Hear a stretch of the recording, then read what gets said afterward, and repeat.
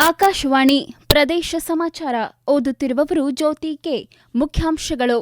ರಾಜ್ಯದಲ್ಲಿ ಉದ್ದೇಶಿತ ಬಾಹ್ಯಾಕಾಶ ಪಾರ್ಕ್ ವಿದ್ಯುನ್ಮಾನ ಬಿಡಿಭಾಗಗಳ ತಯಾರಿಕೆಗೆ ರಿಯಾಯಿತಿ ನೀಡಲು ಸರ್ಕಾರ ತೀರ್ಮಾನ. ಹುಬ್ಬಳ್ಳಿ ರೈಲ್ವೆ ನಿಲ್ದಾಣವನ್ನು ಅಂತಾರಾಷ್ಟ್ರೀಯ ರೈಲ್ವೆ ನಿಲ್ದಾಣವನ್ನಾಗಿ ಪರಿವರ್ತಿಸುವಂತೆ ಸಚಿವರಾದ ಪ್ರಹ್ಲಾದ ಜೋಶಿ, ವಿ. ಸೋಮಣ್ಣ ಕೇಂದ್ರಕ್ಕೆ ಮನವಿ. ಧರ್ಮಸ್ಥಳ ಪ್ರಕರಣ ಎಸ್ಐಟಿ ಮುಖ್ಯಸ್ಥ ಪ್ರಣಬ್ ಮೊಹಂತಿ ಕೇಂದ್ರ ಸೇವೆಗೆ ಆಯ್ಕೆ. ಬೆಂಗಳೂರು ಮೆಟ್ರೋ ದರ ಶೇಕಡಾ 130ರಷ್ಟು ಹೆಚ್ಚಳ. ಲೋಕಸಭೆಯಲ್ಲಿ ಸಂಸದ ತೇಜಸ್ವಿ ಸೂರ್ಯ ಪ್ರಸ್ತಾಪ. ಬೆಂಗಳೂರಿನಲ್ಲಿ ಬುಡಕಟ್ಟು ಸಂಸ್ಕೃತಿ ಪರಂಪರೆ ಕುರಿತ ರಾಷ್ಟ್ರೀಯ ಸಮ್ಮೇಳನ, ರಾಜ್ಯಪಾಲರು ಭಾಗಿ. ಉದ್ದೇಶಿತ ಬಾಹ್ಯಾಕಾಶ ಪಾರ್ಕ್, ವಿದ್ಯುನ್ಮಾನ ಬಿಡಿಭಾಗಗಳ ತಯಾರಿಕೆ ಪಾರ್ಕ್ ಮುಂತಾದ ಯೋಜನೆಗಳು ಸೇರಿದಂತೆ ಹಲವು ಮಹತ್ವದ ಉದ್ಯಮಗಳಿಗೆ ಸರ್ಕಾರ ಕೊಡುವ ರಿಯಾಯಿತಿಗಳ ಕುರಿತು ನೀತಿಯನ್ನು ರೂಪಿಸಲಾಗುತ್ತದೆ. ಈ ಕುರಿತಂತೆ ಮುಖ್ಯಮಂತ್ರಿ ಭೇಟಿ ಮಾಡಿ ವಿಸ್ತೃತವಾಗಿ ಚರ್ಚಿಸಲು ಬೃಹತ್ ಮತ್ತು ಮಧ್ಯಮ ಕೈಗಾರಿಕಾ ಸಚಿವ ಎಂಬಿ ಪಾಟೀಲ್ ಹಾಗೂ ಐಟಿ-ಬಿಟಿ ಸಚಿವ ಪ್ರಿಯಾಂಕ್ ಖರ್ಗೆ ತೀರ್ಮಾನಿಸಿದ್ದಾರೆ. ಎರಡೂ ಇಲಾಖೆಗಳು ಜೊತೆಗೂಡಿ ಜಾರಿಗೊಳಿಸಬೇಕಾದ ಹಲವು ಯೋಜನೆಗಳು ಮತ್ತು ರೂಪಿಸಬೇಕಾದ ಉಪಕ್ರಮಗಳ ಕುರಿತು ಉಭಯ ಸಚಿವರು ಇಂದು ಖನಿಜ ಭವನದಲ್ಲಿ ಮಹತ್ವದ ಸಭೆ ನಡೆಸಿದರು. ಸದ್ಯಕ್ಕೆ ರಾಜ್ಯದಲ್ಲಿ ತಯಾರಾಗುತ್ತಿರುವ ಸ್ಮಾರ್ಟ್ಫೋನ್ಗಳಲ್ಲಿ ಶೇಕಡಾ 44ರಷ್ಟು ಅಮೆರಿಕಕ್ಕೆ ರಫ್ತಾಗುತ್ತಿದ್ದು, ಸ್ಮಾರ್ಟ್ಫೋನ್ ಉತ್ಪಾದನಾ ಸಾಮರ್ಥ್ಯವನ್ನು ಹೆಚ್ಚಿಸಿಕೊಳ್ಳಬೇಕಾಗಿದೆ. ಇದಕ್ಕೆ ಪೂರಕವಾಗಿ ಈ ಕ್ಷೇತ್ರಕ್ಕೆ ಹಲವು ರಿಯಾಯಿತಿಗಳನ್ನು ಘೋಷಿಸಬೇಕಾಗಿದೆ ಎಂದು ತಿಳಿಸಿದ್ದಾರೆ. ಕೇಂದ್ರ ಸಚಿವ ಪ್ರಹ್ಲಾದ ಜೋಶಿ ಹಾಗೂ ರೈಲ್ವೆ ರಾಜ್ಯ ಸಚಿವ ವಿ. ಸೋಮಣ್ಣ ಅವರು ನವದೆಹಲಿಯಲ್ಲಿಂದು ಕೇಂದ್ರ ರೈಲ್ವೆ ಸಚಿವರಾದ ಅಶ್ವಿನಿ ವೈಷ್ಣವ್ ಅವರನ್ನು ಭೇಟಿಯಾಗಿ ಹುಬ್ಬಳ್ಳಿ ರೈಲ್ವೆ ನಿಲ್ದಾಣವನ್ನು ಅಂತಾರಾಷ್ಟ್ರೀಯ ಮಟ್ಟದ ರೈಲ್ವೆ ನಿಲ್ದಾಣವನ್ನಾಗಿ ಪರಿವರ್ತಿಸುವಂತೆ ಮನವಿ ಮಾಡಿದ್ದಾರೆ. ಗದಗ ರಸ್ತೆಯ ಮೇಲಿರುವ 2 ಲೇನ್ ರೈಲ್ವೆ ಸೇತುವೆಯನ್ನು 4 ಲೇನ್ಗೆ ವಿಸ್ತರಿಸುವ ದೃಷ್ಟಿಯಿಂದ ಇನ್ನೊಂದು ರೈಲ್ವೆ ಸೇತುವೆ ನಿರ್ಮಾಣ ಕುರಿತು ಮನವಿ ಮಾಡಿದ್ದಾರೆ. ಸ್ಥಳೀಯ ಪಟ್ಟಣ ಹಾಗೂ ಗ್ರಾಮಗಳಿಂದ ಹುಬ್ಬಳ್ಳಿಗೆ ಪ್ರಯಾಣಿಸುವವರಿಗೆ 10 ಹೊಸ ಮೆಮು ರೈಲು ಆರಂಭಿಸುವಂತೆ ಮನವಿ ಮಾಡಿದ್ದಾರೆ.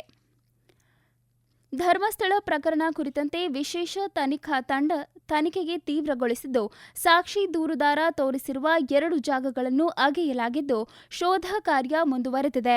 ಈ ನಡುವೆ ಪ್ರಕರಣಕ್ಕೆ ಸಂಬಂಧಿಸಿದಂತೆ ತನಿಖೆಗಾಗಿ ರಚಿಸಲಾಗಿರುವ ಎಸ್ಐಟಿ ಮುಖ್ಯಸ್ಥ ಐಪಿಎಸ್ ಅಧಿಕಾರಿ ಪ್ರಣಬ್ ಮೊಹಾಂತಿ ಕೇಂದ್ರ ಸೇವೆಗೆ ಆಯ್ಕೆಯಾಗಿದ್ದಾರೆ.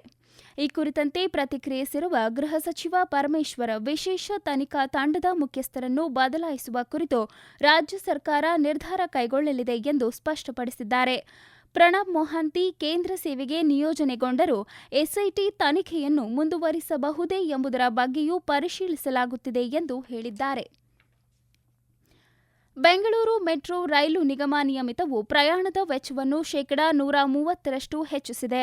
ಇದರಿಂದ ಜನಸಾಮಾನ್ಯರಿಗೆ ಹೊರೆಯಾಗಿದೆ ಎಂದು ಬೆಂಗಳೂರು ದಕ್ಷಿಣ ಸಂಸದ ತೇಜಸ್ವಿ ಸೂರ್ಯ ಲೋಕಸಭೆಯಲ್ಲಿಂದು ತಿಳಿಸಿದ್ದಾರೆ. ಸಾರ್ವಜನಿಕ ಸಾರಿಗೆ ಸಾರ್ವಜನಿಕರ ಅನುಕೂಲಕ್ಕಾಗಿ ಇರಬೇಕು, ಆದರೆ ಪ್ರಯಾಣ ದರವನ್ನು ಹೆಚ್ಚು ಮಾಡುವ ಮೂಲಕ ನಿಗಮವು ಜನರಿಗೆ ತೊಂದರೆ ಉಂಟುಮಾಡುತ್ತಿದೆ.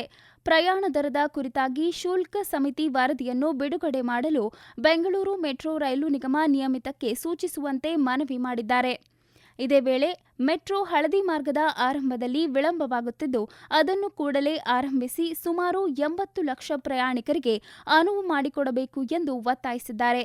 ಮೆಟ್ರೋ ಕೆಂಪು ಮಾರ್ಗದ ಕಾಮಗಾರಿಯನ್ನು ಶೀಘ್ರದಲ್ಲಿ ಆರಂಭಿಸಲು ಸಾರಿಗೆ ಸಚಿವಾಲಯಕ್ಕೆ ಸೂಚಿಸುವಂತೆ ಕೋರಿದ್ದಾರೆ. ಇದೇ ವೇಳೆ ಸಂಸದ ಯದುವೀರ ಕೃಷ್ಣದತ್ತ ಚಾಮರಾಜ ಒಡೆಯರ್ ಮೈಸೂರಿನಲ್ಲಿ ಮಾದಕ ವಸ್ತು ಜಾಲ ಹೆಚ್ಚುತ್ತಿರುವ ಕುರಿತು ಸರ್ಕಾರದ ಗಮನಕ್ಕೆ ತಂದರು. ಈ ವೇಳೆ ಅವರು, ಸಾಂಸ್ಕೃತಿಕ ನಗರಿ ಎಂದು ಕರೆಸಿಕೊಳ್ಳುತ್ತಿರುವ ಮೈಸೂರು ಮಾದಕ ದ್ರವ್ಯದ ಬೀಡಾಗಿದೆ. 381 ಕೋಟಿ ರೂಪಾಯಿ ಮೌಲ್ಯದ ಮಾದಕ ವಸ್ತುಗಳನ್ನು ವಶಪಡಿಸಿಕೊಳ್ಳಲಾಗಿದ್ದರೂ ಕರ್ನಾಟಕ ಪೊಲೀಸರು ಇದುವರೆಗೆ ಯಾವುದೇ ಕ್ರಮ ತೆಗೆದುಕೊಂಡಿಲ್ಲ ಎಂದು ಆರೋಪಿಸಿದ್ದಾರೆ. ಕೇಂದ್ರ ಗೃಹ ಸಚಿವಾಲಯವು ತನಿಖೆ ನಡೆಸಲು ಆದೇಶಿಸುವಂತೆ ಮನವಿ ಮಾಡಿದ್ದಾರೆ. ಪ್ರದೇಶ ಸಮಾಚಾರ ಕೇಳುತ್ತಿದ್ದೀರಿ.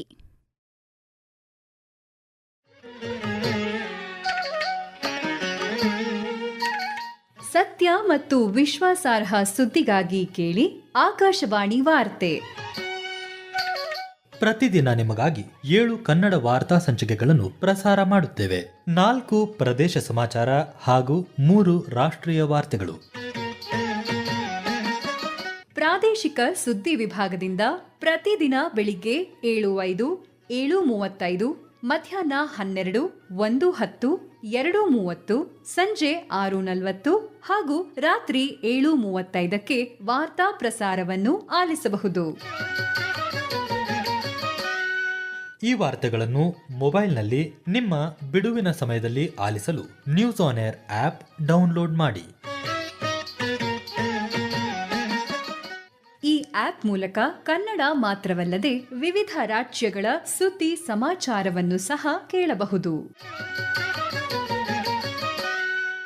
ನೈಜ ನಿಖರ ಸುದ್ದಿಗಳಿಗಾಗಿ ರೇಡಿಯೋ ಆನ್ ಮಾಡಿ ಅಥವಾ news on air app download ಮಾಡಿ.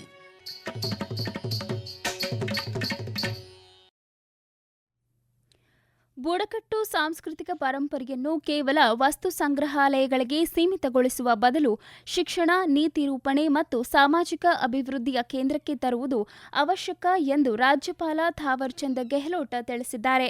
ಬೆಂಗಳೂರಿನಲ್ಲಿ ಬುಡಕಟ್ಟು ಸಂಸ್ಕೃತಿ, ಪರಂಪರೆ ಮತ್ತು ಸ್ಥಳೀಯ ಆಚರಣೆಗಳು ಕುರಿತು ಆಯೋಜಿಸಿದ್ದ ರಾಷ್ಟ್ರೀಯ ಸಮ್ಮೇಳನದಲ್ಲಿ ಭಾಗವಹಿಸಿ ಮಾತನಾಡಿದ ಅವರು, ಭಾರತದಲ್ಲಿ 700ಕ್ಕೂ ಹೆಚ್ಚು ಗುರುತಿಸಲ್ಪಟ್ಟ ಬುಡಕಟ್ಟು ಜನಾಂಗಗಳಿವೆ.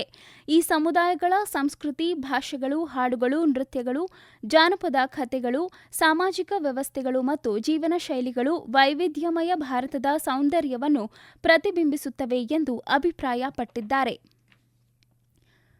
ಮೆಟ್ರೋ ನಿಲ್ದಾಣಗಳಲ್ಲಿ ನಂದಿನಿ ಕೇಂದ್ರ ತೆರೆಯುವ ಕುರಿತಂತೆ ಸ್ಥಳ ಪರಿಶೀಲನೆ ನಡೆಸಲಾಗುತ್ತಿದೆ ಎಂದು ಬಮೂಲ್ ಅಧ್ಯಕ್ಷ ಡಿಕೆ ಸುರೇಶ್ ತಿಳಿಸಿದ್ದಾರೆ.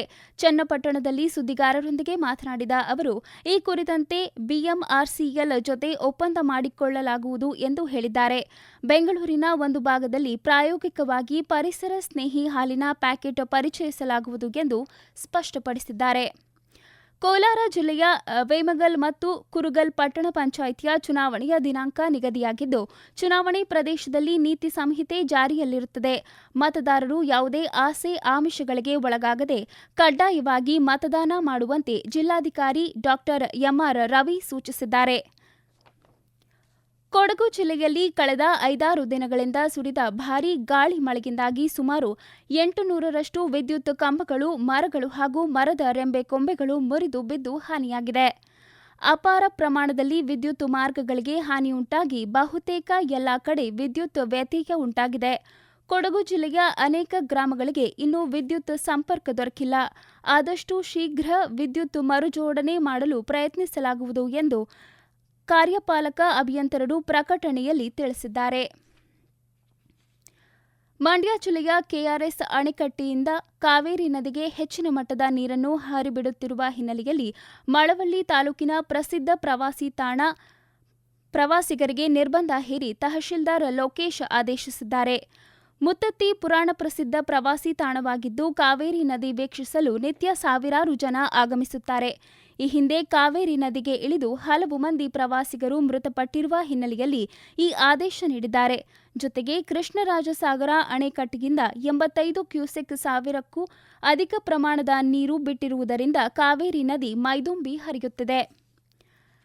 ಕಾರವಾರ ಕಾಳಿ ನದಿ ಯೋಜನೆಯ 1ನೇ ಹಂತದ ಸೂಫಾ ಅಣೆಕಟ್ಟಿನ ನೀರಿನ ಮಟ್ಟ ಸತತ ಏರಿಕೆಯಾಗುತ್ತಿದೆ. ಸುರಕ್ಷತೆಯ ಹಿತದೃಷ್ಟಿಯಿಂದ ಜಲಾಶಯದಿಂದ ಹೆಚ್ಚುವರಿ ನೀರನ್ನು ಯಾವುದೇ ಸಮಯದಲ್ಲಿ ಹೊರಬಿಡಲಾಗುವುದು ಎಂದು ಕೆಪಿಸಿ ಅಧಿಕಾರಿಗಳು ಸಾರ್ವಜನಿಕರಿಗೆ ಎಚ್ಚರಿಕೆಯನ್ನು ನೀಡಿದ್ದಾರೆ. ಕೇಳುಗರೆ, ನಮ್ಮ ಆಕಾಶವಾಣಿಯ ಎಲ್ಲಾ ವಾರ್ತೆಗಳನ್ನು Akashvani news Kannada YouTube channel ಮೂಲಕವೂ ಆಲಿಸಬಹುದು. ಕೊನೆಯಲ್ಲಿ ಮತ್ತೊಮ್ಮೆ ಮುಖ್ಯಾಂಶಗಳು. ರಾಜ್ಯದಲ್ಲಿ ಉದ್ದೇಶಿತ ಬಾಹ್ಯಾಕಾಶ ಪಾರ್ಕ್ ವಿದ್ಯುನ್ಮಾನ ಬಿಡಿಭಾಗಗಳ ತಯಾರಿಕೆಗೆ ರಿಯಾಯಿತಿ ನೀಡಲು ಸರ್ಕಾರ ತೀರ್ಮಾನ. ಹುಬ್ಬಳ್ಳಿ ರೈಲ್ವೆ ನಿಲ್ದಾಣವನ್ನು ಅಂತಾರಾಷ್ಟ್ರೀಯ ರೈಲ್ವೆ ನಿಲ್ದಾಣವನ್ನಾಗಿ ಪರಿವರ್ತಿಸುವಂತೆ ಸಚಿವರಾದ ಪ್ರಹ್ಲಾದ್ ಜೋಶಿ, ವಿ ಸೋಮಣ್ಣ ಕೇಂದ್ರಕ್ಕೆ ಮನವಿ. ಧರ್ಮಸ್ಥಳ ಪ್ರಕರಣ ಎಸ್ಐಟಿ ಮುಖ್ಯಸ್ಥ ಪ್ರಣಬ್ ಮೊಹಾಂತಿ ಕೇಂದ್ರ ಸೇವೆಗೆ ಆಯ್ಕೆ. ಬೆಂಗಳೂರು ಮೆಟ್ರೋ ದರ 130% ಹೆಚ್ಚಳ, ಲೋಕಸಭೆಯಲ್ಲಿ ಸಂಸದ ತೇಜಸ್ವಿ ಸೂರ್ಯ ಪ್ರಸ್ತಾಪ. ಬೆಂಗಳೂರಿನಲ್ಲಿ ಬುಡಕಟ್ಟು ಸಂಸ್ಕೃತಿ ಪರಂಪರೆ ಕುರಿತ ರಾಷ್ಟ್ರೀಯ ಸಮ್ಮೇಳನ, ರಾಜ್ಯಪಾಲರು ಭಾಗಿ. ಇಲ್ಲಿಗೆ ಪ್ರದೇಶ ಸಮಾಚಾರ ಮುಗಿಯಿತು. ನಮ್ಮ ಮುಂದಿನ ವಾರ್ತಾ ಪ್ರಸಾರ ಸಂಜೆ 7:35ಕ್ಕೆ.